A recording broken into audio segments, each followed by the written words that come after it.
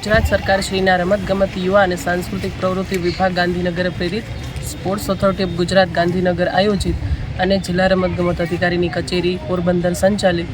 રાજ્ય કક્ષા cricket selection અંડર-14 ભાઈઓ, અંડર-17-19 ભાઈઓ બહેનો સ્પર્ધાનું સિલેક્શનનું આયોજન તારીખ 5 નવેમ્બર 2024થી તારીખ 12 નવેમ્બર 2024 સુધી પોરબંદર જિલ્લાના દુલીપ ક્રિકેટ ગ્રાઉન્ડ ખાતે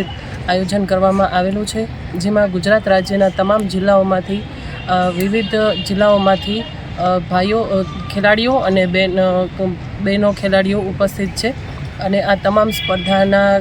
ખેલાડી ભાઈઓ બહેનોનું સિલેક્શન બાદ પ્રી નેશનલ કેમ્પમાં મોકલવામાં આવશે. પ્રી નેશનલ કેમ્પમાં ફાઇનલ સિલેક્શન બાદ નેશનલની ટીમ માટે ગુજરાત રાજ્યના જે ખેલાડીઓની 16ની પસંદગી થશે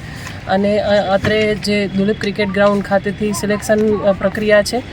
જેમાં સિલેક્શનમાં ગુજરાત રાજ્યના ક્રિકેટ હેડ કોચ સંદીપભાઈ ચૌહાણ છે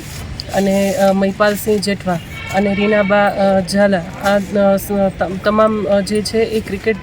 સિલેક્શન સમિતિના કોચશ્રીઓ છે અને ત્યારબાદ આ તમામ ખેલાડીઓ છે એ તમામ ખેલાડીઓના સિલેક્શન બાદ તમામ ખેલાડીઓએ પ્રી નેશનલ કેમ્પ અને નેશનલ ખાતે રમવા જવાનું છે. સ્પોર્ટ્સ ઓથોરિટી ઓફ ગુજરાત દ્વારા આયોજિત અને જિલ્લા રમતગમત અધિકારીશ્રી દ્વારા સંચાલિત સ્કૂલ ક્રિકેટ ગુજરાત રાજ્ય અંડર-14, 17 અને 19 સિલેક્શન જે ટ્રાયલ છે ગુજરાત રાજ્યની પોરબંદર ખાતે the Dilip school of cricket મુકામે અત્યારે આયોજિત છે, જેમાં ગુજરાતના દરેક જિલ્લાઓમાંથીને સારી એવી સંખ્યાએ પાર્ટિસિપેટ કરેલ છે. અહીંયા દરેક ખેલાડીની સ્કિલ ટેસ્ટ છે, ઓલરાઉન્ડર છે, બેટ્સમેન છે, બોલર છે, વિકેટ કીપર છે, એને દરેકને પૂરતો ચાન્સ આપી અને 3 દિવસ દરેક એજ ગ્રુપનું 14, 17, 19 બોયઝ અને ગર્લ્સ એનું પસંદગી ટ્રાયલ રાખવામાં આવેલ છે. દરેક ખેલાડી પોતાની સ્કિલ પૂરી રીતે આપી શકે, એને પૂરું સેટિસ્ફેક્શન મળે એ રીતે એનો પૂછી અભિપ્રાય લઈ અને પછી જ અમારા દ્વારા ફાઇનલ સિલેક્શન ડિક્લેર કરવામાં આવે છે. હાલમાં તમામ જિલ્લા કક્ષાએથી આવેલા ખેલાડીઓમાંથી અમે પ્રોબેબલ 50ની આસપાસની સંખ્યા પસંદ કરીએ છીએ અને ત્યારબાદ જ્યારે નેશનલની ડેટ આવે છે ત્યારે